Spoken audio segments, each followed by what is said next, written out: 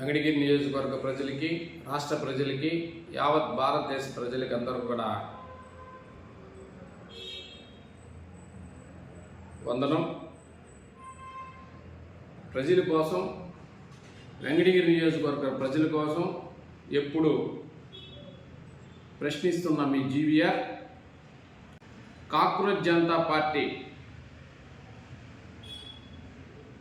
స్థాపించినటువంటి వ్యక్తి అభిజిత్.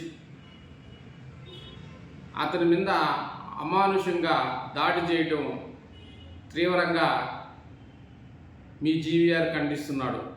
ఎందుకంటే భారతదేశంలో ప్రజాస్వామ్య పరిపాలన జరగాలి. ప్రశ్నించే హక్కు, మాట్లాడే హక్కు, అవన్నీ కూడా మనిషి యొక్క హక్కులు. డాక్టర్ బిఆర్ అంబేద్కర్ గారు రాజ్యాంగాన్ని రచించి పొందుపరిస్తే ఈరోజు కొంతమంది రాజకీయ నాయకులు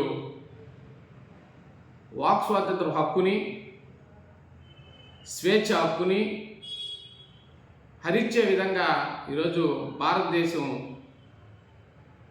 వెల్లువిరుతున్నది. ఈరోజు ప్రతి మనిషి ప్రశ్నిస్తాడు. ఆ ప్రశ్నకి సమాధానం చెప్పాలి. సమాధానం చెప్పకుండా దాడి చేయటం ప్రజాస్వామ్యంలో చాలా నీచమైన పని. ఈరోజు కాక్రోచ్ జనతా పార్టీ, ముఖ్యంగా బీజేపీ నాయకుడు మంత్రి ధర్మేంద్ర ప్రసాద్ ప్రశ్నాపత్రం లీకేజీ యావత్ భారతదేశాన్ని కుదిపేసింది. ప్రశ్నాపత్రం లీక్ అయింది. దానికి గాను ఆయన్ని రాజీనామా చేయమని చెప్పి కాక్రోచ్ జనతా పార్టీ విద్యార్థులు, యువకులు ఢిల్లీ, పూణే, హైదరాబాద్, బెంగళూరు తదితర ప్రాంతాల్లో ఈరోజు నిరసన కార్యక్రమం నిర్వహిస్తున్నారు. ఆ నిరసన కార్యక్రమానికి ప్రభుత్వం సమాధానం చెప్పాలి. గతంలో మహనీయులు ఎంతోమంది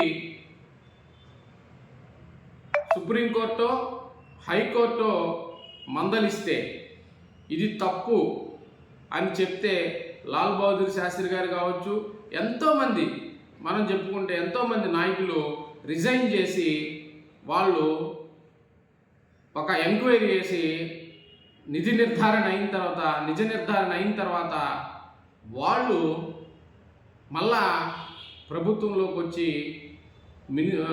ఏరే మంత్రి పదవులు స్వీకరించడం అటువంటివి జరిగేది.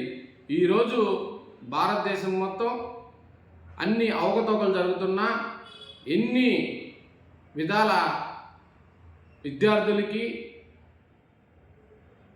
ఉపాధి అవకాశాలు లేకుండా, ఉద్యోగ అవకాశాలు లేకుండా ఎంతో కష్టపడి నీతి నిజాయితీతో కష్టపడి చదివే విద్యార్థులు ఎవరో కొంతమంది చేసే తప్పులకి బలైపోతే దాన్ని ప్రశ్నించిన దానికి ఈరోజు అతని మీద దాడి చేయటం చాలా దారుణమైన విషయం. జన్జీ యువత ఈరోజు విజయం సాధించాలి, ప్రశ్నించాలి అని కోరుకుంటూ మీ జీవీఆర్. జై హింద్, జై భారత్.